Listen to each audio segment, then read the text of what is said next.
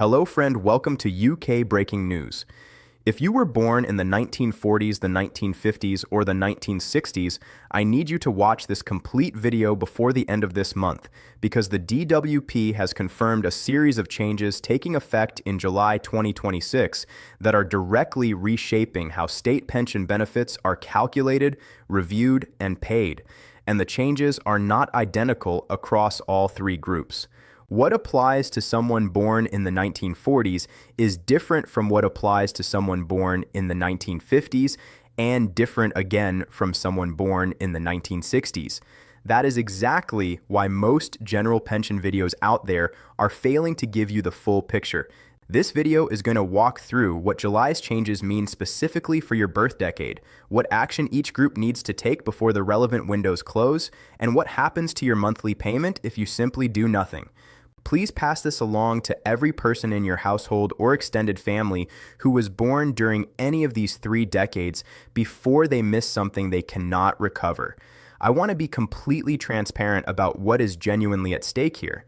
I have seen women born in the 1940s sitting on pension corrections worth over £11,000 that have been owed to them for years, simply because nobody told them the DWP was waiting for them to come forward, not the other way around. I have seen people born in the 1950s approaching their state pension age without knowing their precise date, not 66, not 67, but somewhere between the two, depending on their exact month of birth, and missing the payments they were owed from the moment that date passed.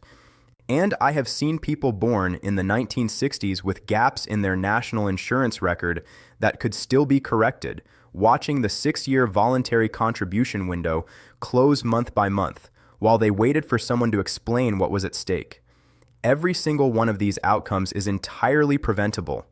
This video exists so that none of them happen to you. Before we go through each group, subscribe to this channel and turn on the bell. DWP and HMRC rules are changing more frequently in 2026 than at any point in recent years. When they change, nobody calls to explain what it means for your specific birth year, your specific benefit type, or your individual situation. Subscribe now and let us work through all 3 groups. If you were born in the 1940s, you are currently somewhere between 76 and 85 years old, and you have been on the state pension for a significant number of years. The July 2026 development that most directly affects your group involves a correction exercise that is approaching its final phase, and if you have not yet been contacted or reviewed, the DWP is now specifically waiting for people in your generation to come forward. Here is the background. For decades, DWP computer systems failed to automatically apply pension uplifts that certain groups were legally entitled to receive.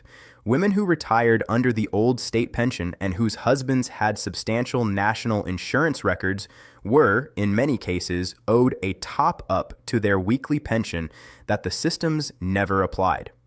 Between January 2021 and March 2025, the DWP identified 130,948 underpayments totaling over £800 million. The average correction for married women has been around £5,500. For widows, it has exceeded £11,000 in many cases. Here is a specific example of what this looks like in practice. A woman in her late 70s had been receiving the same state pension amount since she retired. Her husband had reached state pension age in 2004 before the critical date of March 2008 and had a full NI record. The uplift based on his record was never applied automatically. When her daughter helped her ring the pension service, the correction added over £85 a week to her pension. The arrears for the years she'd been underpaid arrived as a single lump sum payment. She had assumed the DWP had everything correct. The DWP has now confirmed it has completed the majority of its automatic reviews and is waiting for women to contact them directly, particularly those whose husbands reach state pension age before March 17, 2008. This exercise closes in March 2027. After that date, the ability to claim arrears through this route ends permanently. If you were born in the 1940s, are a woman on the old state pension, and your pension has always seemed lower than you expected, ring the pension service on 08007310469 today and ask specifically for a review. Do not wait for a letter that is not coming. If you were born in the 1950s, you are currently somewhere between 66 and 75 years old. And July 2026 matters for your group in a very specific and time-sensitive way that most people in this age range have not been told about clearly. The state pension age transition from 66 to 67 is happening right now in stages. People born between April 6, 1960 and March 5, 1961 have a state pension age that falls somewhere between 66 and 67, rising by 1 month for each month of birth within that range. This is not common knowledge. Many people in this window are waiting for their 66th birthday or their 67th without realizing their actual pension age falls somewhere in between, and that the DWP's invitation letter has already been sent or is about to be. Here's what that looks like in practice. A man born in June 1960 reached his state pension age of 66 years and 3 months in September 2026. He had assumed his pension would start at 66. When September passed without payment, he rang the DWP. The invitation letter had been sent months earlier to an old address. Because he had not responded, his first payment was delayed. When he eventually claimed, he asked about backdating. He received 12 months of backdated payments as a lump sum, over £12,500, because he asked directly. The advisor mentioned it when he raised the question. It would not have been mentioned otherwise. If you were born between April 6, 1960 and March 5, 1961, go to the state pension age calculator on gov.uk today and enter your exact date of birth. Do not assume it is 66. Do not assume it is 67. Get the confirmed date. If you have already passed it without claiming, ring the pension service on 08007317898 and ask specifically about backdating your claim to the earliest possible date. Make sure your address and contact details with the DWP are current so that correspondence reaches you. There is a second thing for people born in the 1950s that is equally important. Your national insurance record determines your weekly state pension amount, and every qualifying year you are short of 35 reduces your pension by approximately £6.89 permanently.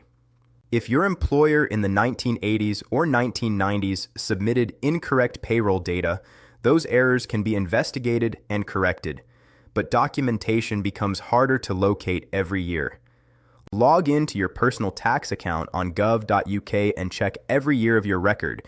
If you find a year marked as not full where you know you were working, ring HMRC's NI Contributions Office on 030020035000. If you were born in the 1960s, you are currently somewhere between 49 and 65 years old.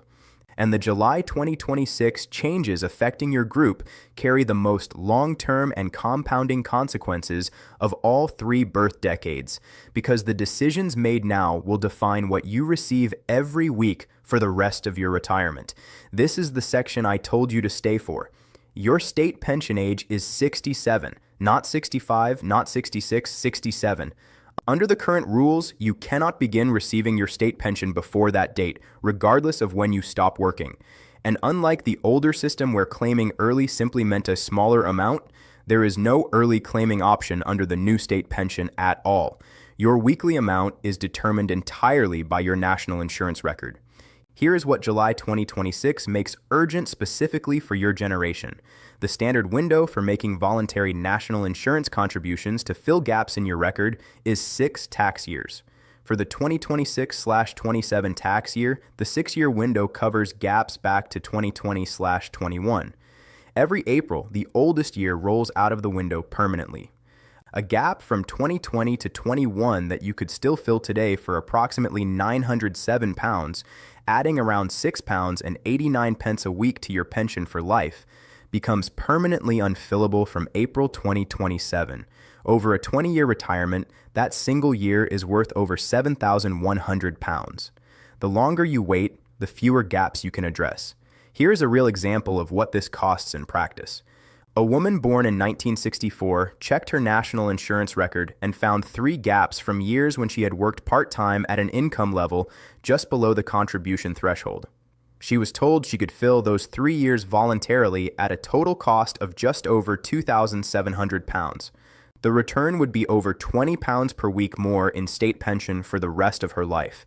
She nearly did nothing because nobody had explained the maths to her clearly before.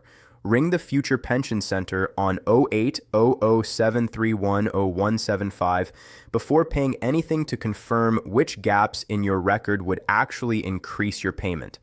Not all gaps do, and you should not spend money on one that will not affect your weekly amount. But once you know which gaps matter, act on them while the window to fill them is still open. So here's the consolidated picture for all three groups. If you were born in the 1940s, specifically women on the old state pension whose husbands reached pension age before March 2008, ring 0800-731-0469 today and ask for a review of your pension under the DWP correction exercise before it closes in March 2027. If you were born in the 1950s, check your exact state pension age on gov.uk today. Ring 0800-731-7898. If you have already passed it without claiming, and ask about 12 months of backdating and check your national insurance record for correctable errors, and ring 0300200350 if you find any. And if you were born in the 1960s, understand that your state pension age is 67, and your weekly amount depends entirely on your NI record. Ring the Future Pension Center on 0800-731-0175 this month to confirm which gaps can still be filled before the April 2027 deadline closes the oldest year permanently. 3 birth decades, 3 distinct situations, 3 sets of actions that need to happen now before deadlines expire and options disappear for good. Subscribe. Share this with every member of your family born in the 1940s, the 1950s, or the 1960s, because each of these 3 groups has something specific and genuinely urgent to act on this month. I will see you in the next one.